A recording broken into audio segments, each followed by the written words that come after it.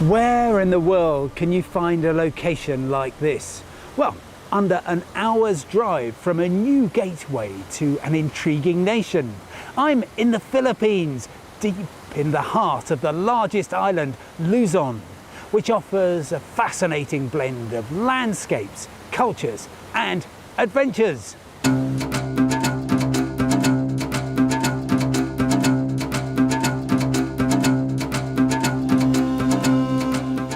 Luzon is almost as big as England, with almost as many people and almost limitless adventures.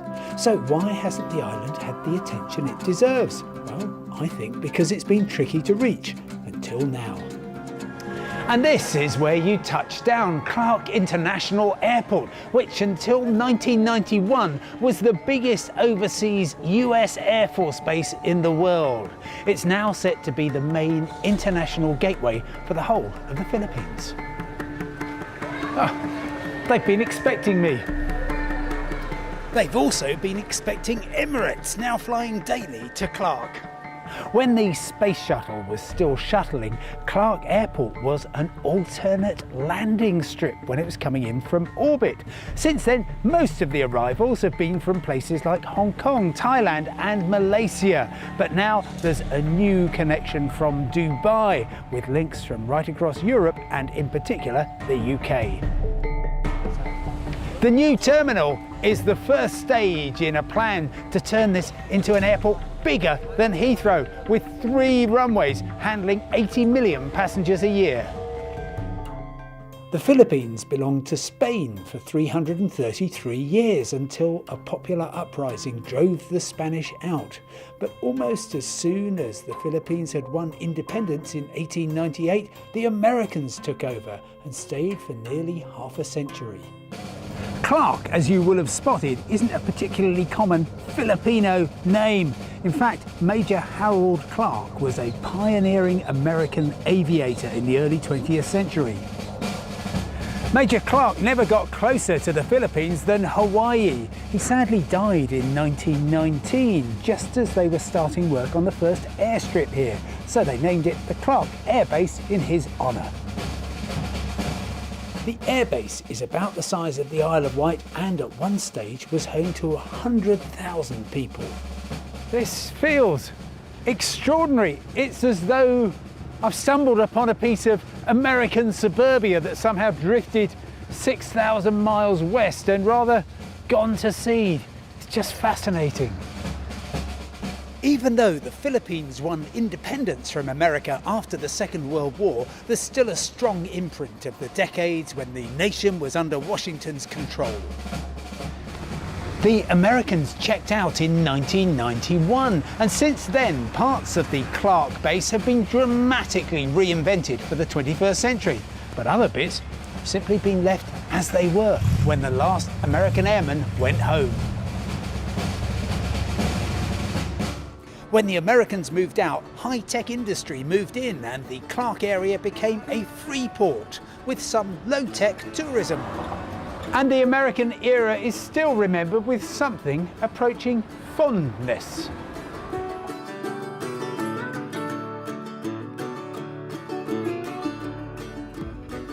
Going to a new country is always something of an adventure, so let me rattle through the basics, starting with red tape. Luckily, there isn't much. If you've got a British passport or one of many other nationalities, then simply show your onward or return ticket and you will get a stamp valid for 1 month for a holiday. Easy! As is the money. It's the Philippine peso, and the main thing to remember is that a 100 peso note is worth about £1.50. As for the language, well, I think I need a bit of help. And here she is. This is Mary Jo. Now, there are 2 official languages in the Philippines, English, which I speak, and Tagalog, which I don't. Fortunately, Mary Jo speaks both, and she's kindly agreed to translate. Please. Pakiusap. Thank you. Salamat. Yes. Oo. No. Hindi. Hello. Kumusta? Goodbye. Paalam. Help! Mary Jo works at a health resort just outside Clark, where you are buried in volcanic sand. Very good for the circulation, but the sand gets everywhere. Now, where's lunch? So what is the native cuisine? Well, it's a kind of mix of everything really. Spanish, Oriental, American. And the great thing is you don't need to have a great long menu, you can just point. So that's oxtail, that's prawn with various things, squid, and is that beef caldereta. beef caldereta, which is what I am going to have, and a cup of coffee, and I'll be very happy. Thank you.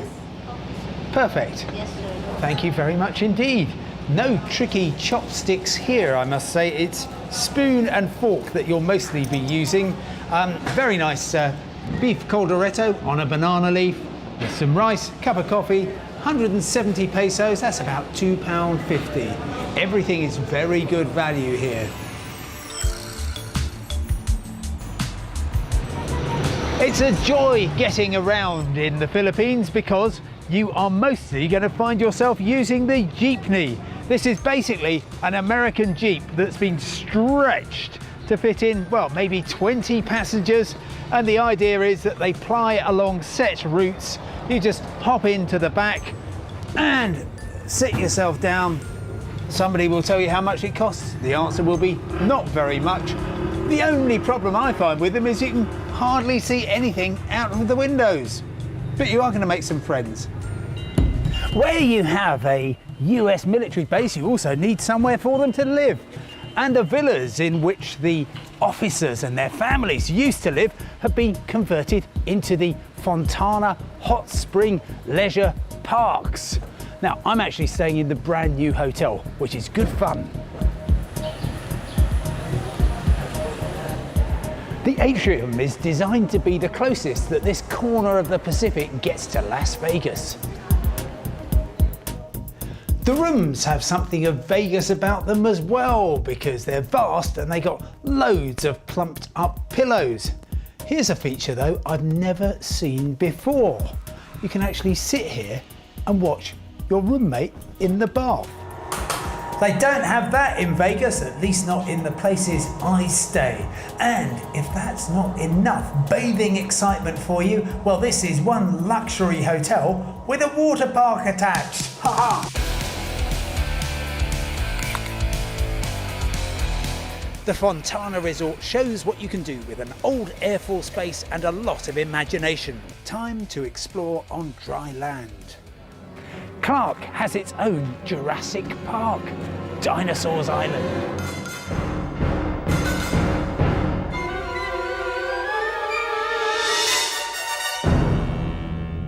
Okay, it might not be very far along the evolutionary scale of animatronics, but it is the only moving dinosaur theme park in the Philippines, I'm told. I haven't checked all 7,107 islands, but if you find another one, do let me know.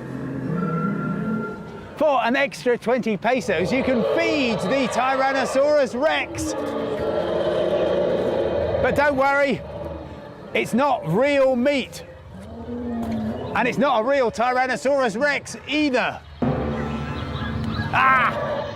There are plans to branch out from the Brontosaurus to create new theme park lands featuring Greek mythology and the creations of Leonardo da Vinci. But to find out more about the culture of the Philippines, come to Nayong Pilipino, which means Filipino village. And it basically takes you for a walk through the history and architecture of the Philippines, starting with the Aita people, the original inhabitants of the islands. Nayong Pilipino is much more than just a collection of buildings. If you time it right, you'll also be able to witness a dance display in the historic theatre.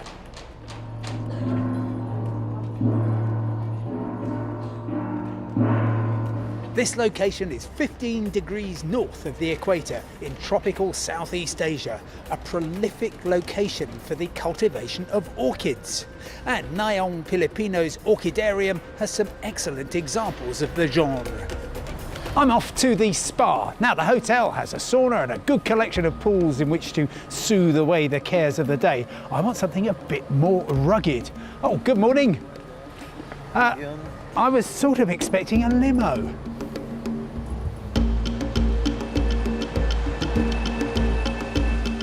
Try getting your stretch limo through here.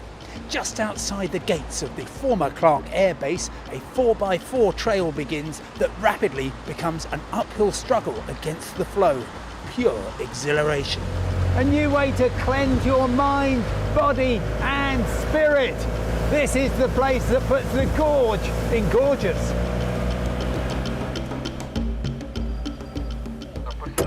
Great, thank you very much. Super drive, or maybe more of a voyage.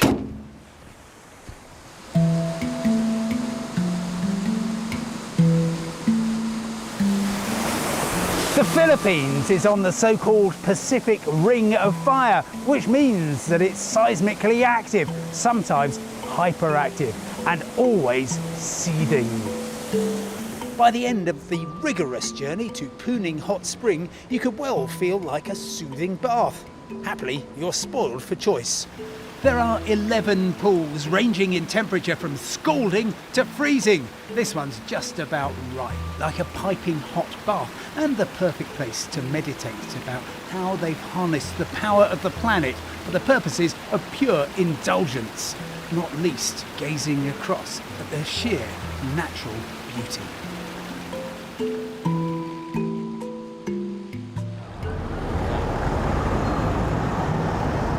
Clark is right in the middle of the island of Luzon, which is the same size as New Zealand's North Island, give or take a volcano or two.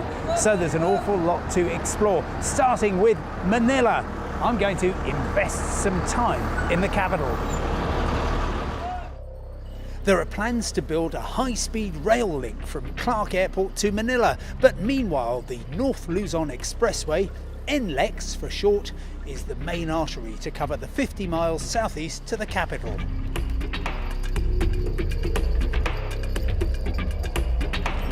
It's taken me just 90 minutes to travel from Clark to one of the most energetic capital cities in Asia. Manila is fascinating, but if you're a new kid in town, it can seem quite chaotic, confusing, a bit of a blur, at least by day. But after dark, everything comes into focus. One thing I love about the Philippines is the way that show business infiltrates every aspect of life, from politics to restaurants.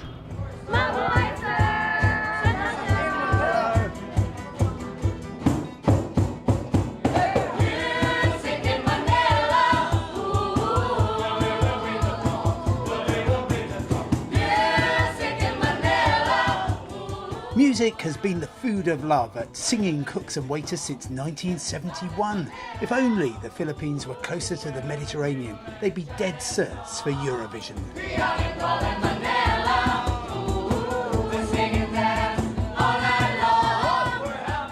Well, I assume someone is in the kitchen because they've prepared this fantastic food. It's not just music and entertainment, it's also good nourishment. Thank you. Well, Welcome, sir. that was great fun, and if it's put you in the mood for a bit of a song, well, there's actually a sing-along street in Manila, but that's not where I'm heading. I'm actually going 11 blocks west of there.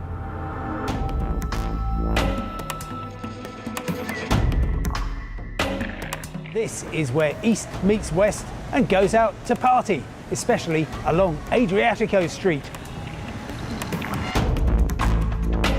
Regrets, I've had a few, and one of them is that I've never been to the country that claims to have invented karaoke. That's right, the Philippines did it ahead of the Japanese.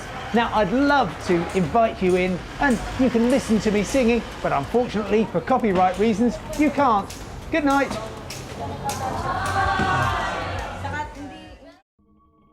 Wherever you are on the island of Luzon, the coast is never far away.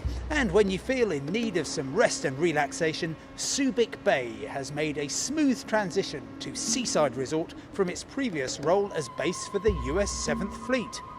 When the Navy ruled these waves, they could always find a decent beach in one of the many coves that corrugate the coastline. During the decades when the US 7th Fleet was moored in Subic Bay, each beach was allocated to a different group. The one around the headland, for instance, was the Officers' Beach. This, on the other hand, was open to anybody, which is why it's still known as All Hands Beach. And the ratings had the last laugh because the Officers Beach is now a container terminal. In 1992, an Australian diving archaeologist made landfall in the Philippines and started looking for sunken galleons and lost treasure. Before long, Brian Homan made his first discovery. The first wreck we found was Ming Dynasty. It was full of dragon jars. It was just untouched, and it was only in 60 feet of water, so it was fantastic. When the US left in '92, we know there was quite a few wrecks, World War II wrecks in the bay, and I wanted to be the first one to inspect them to see if they'd be suitable for attracting tourists. And I had a Spanish galleon that just came from Spain at the time, and I sailed in here about 3 months after the US left. I sailed in on a Spanish galleon. Time for my Gloria Gaynor moment. I will survive, and that's because I've signed up for a short course at the Jungle Environment Survival Training Camp, or JEST camp for short.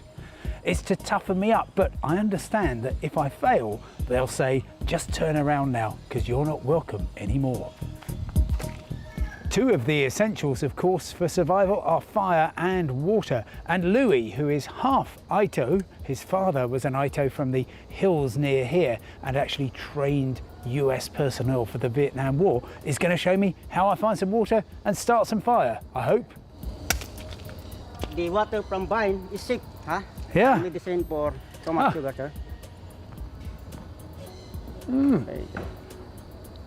That's fantastic. Okay, so I've never drunk a tree before. That is delicious. It's very clean, very sweet, and also it tastes faintly of coconut. Very good. They know every trick in the Jungle Book here. Now to demonstrate how a sharp blade at a bit of wood equals fire. And that's why you don't need a box of matches or a lighter, just a piece of dry bamboo, a machete, and decades of experience. Okay, so I'm now on a tightrope between two trees, and all I can say is, if I ever get stuck in the jungle, I hope that there's some of these handy ropes to hang on to. Blimey, this is very, very tricky and very wobbly. Oh.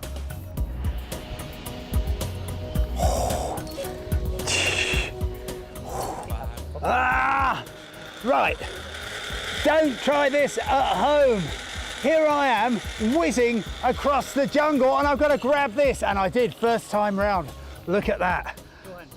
Two hands, yes, very good idea.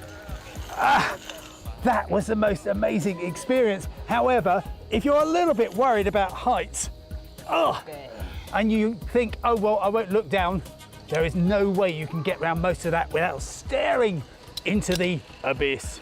But I survived. But I guess that's what this course is about. And just when your legs have turned to jelly, it's time for a rainforest walk. This is one heck of a boot camp, or in my case, a sandal camp.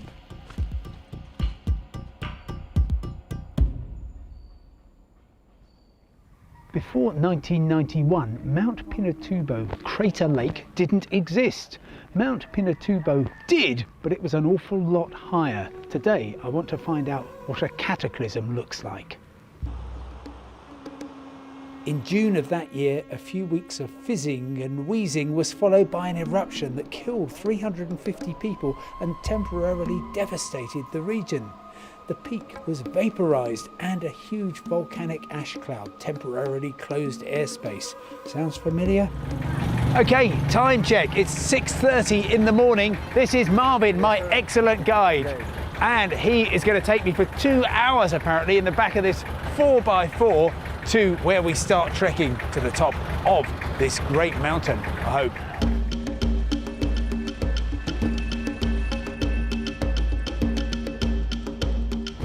My goodness me, that was a fantastic drive, thank you.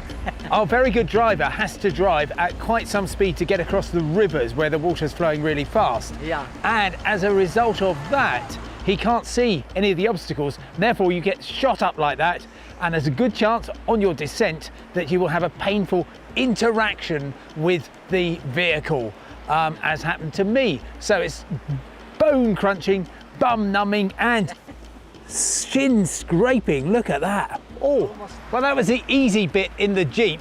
Now the tough stuff begins. It's about 4 miles to the crater, which itself is 1 mile above sea level. The eruption doused a swathe of the island of Luzon in debris, and the impact close to the volcano was dramatic. The lava flow carved a wide slice out of the terrain, laying waste to virgin forest and creating a new adventure in the process. The hike is challenging but manageable for anyone of average fitness, even those with a Jeep-related injury. This is marvellous. Marvin, the A&E paramedic in the middle of the Philippines wilderness. You're doing a great job, thank you.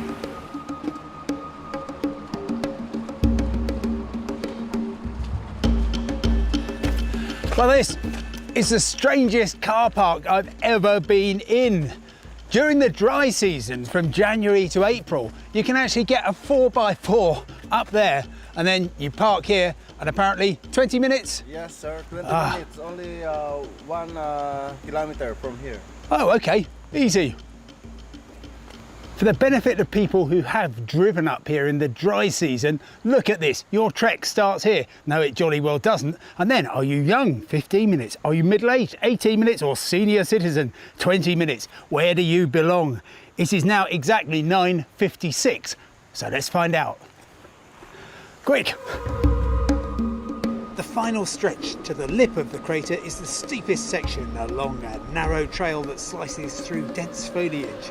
As Marvellous Marvin, my guide, shows, even this tough ground can be covered in flip-flops.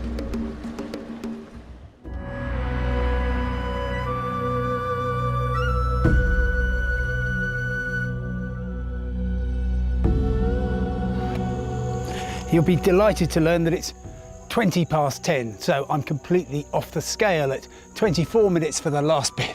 But what a reward! This is a startling sight, all the more so when you consider that before 1991 it simply didn't exist. All this was mountain, which was then liberally distributed across the island of Luzon.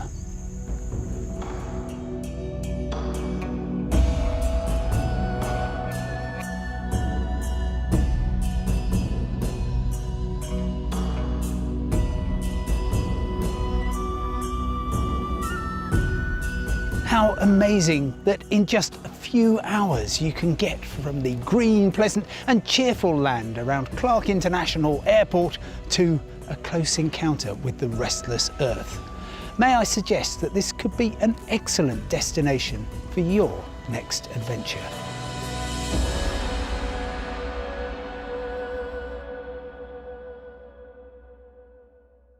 Okay. Thank you very much, June. Thank you, sir. His name's June. And I've never been in a car before, so I don't understand how these things work. Push. Good idea, thank you. Should we do that again? For an extra 20 pesos, you can feed the Tyrannosaurus Rex. But don't worry, it's not real meat. Oh. Thank you. Here we are. Sorry.